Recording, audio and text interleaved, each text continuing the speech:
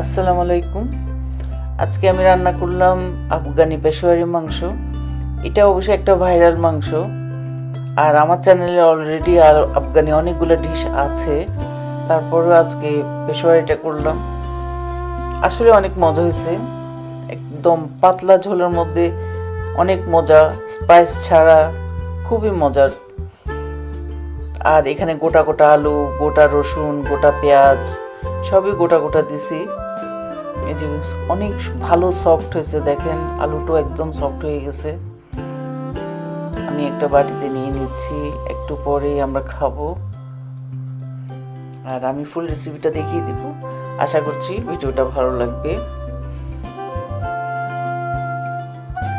আমি এখানে 1.5 কেজি মাংস নিয়ে নিছি, আর মাংসগুলো একটু বড় বড় পিস করাই ছিল।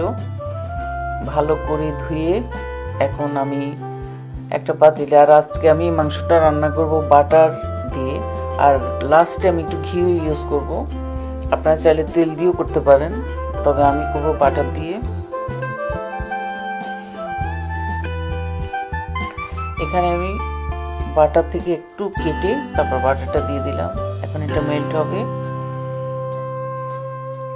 মেল্ট হওয়ার পর তারপর আমি এখন দিয়ে দিব মাংসগুলা।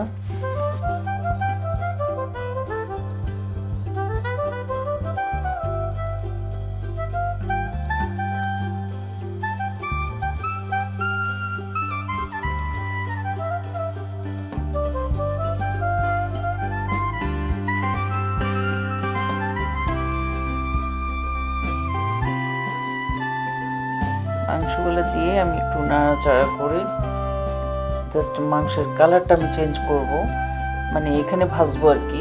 2-3 মিনিট ভাজলেই মাংসের কালারটা একটু সাদা হয়ে যাবে, একটু চেঞ্জ হয়ে যাবে। তারপর এখানে আমি বাকি ইনগ্রেডিয়েন্ট দেব। এখন দিয়ে দিচ্ছি আদা রসুনের পেস্ট। আমি আদা দিচ্ছি 1.5 চামচ, রসুনও দিচ্ছি 1.5 চামচ।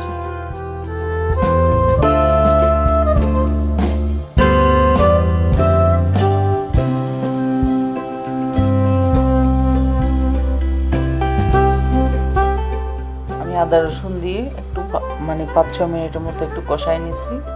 দিয়ে দিচ্ছি গোটা গোটা গোলমরিচ, তারপরে আর এই যে 4-5টা পেঁয়াজ, তারপর 4-5টা আলু, এখানে টমেটো 2 ভাগ করে নিয়ে নিছি 3টা, তারপর 2টা আমি এখানে নাগামরিচ নিছি, তারপর রসুন নিছি 4টা।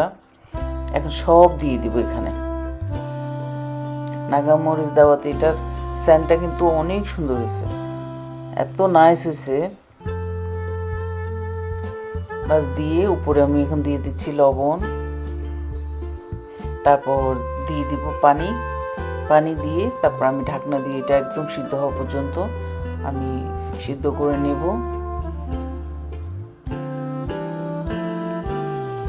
আর আমি একদম বেশি পানি দিব না, এই এনাফ এতটুকুই দিব। এখানে যতটুকু মানে সিদ্ধ হওয়ার পর যা থাকে, কারণ আমরা ঝোল অত বেশি খাই না। এই যে দেখেন, এরপর কয়েকটা কাঁচামরিচ দিয়ে দিচ্ছি। এগুলো থেকে অবশ্য ঝাল বের হবে না, এখানে নাগামরিচ থেকে সুন্দর গ্রান বের হয়েছে। আর এখন দিয়ে দিচ্ছি লাস্ট মুহূর্তে একটু ঘি দিয়ে বাস আমি এখন চুলাটা অফ করে দিব। আমার রান্নাটা কমপ্লিট।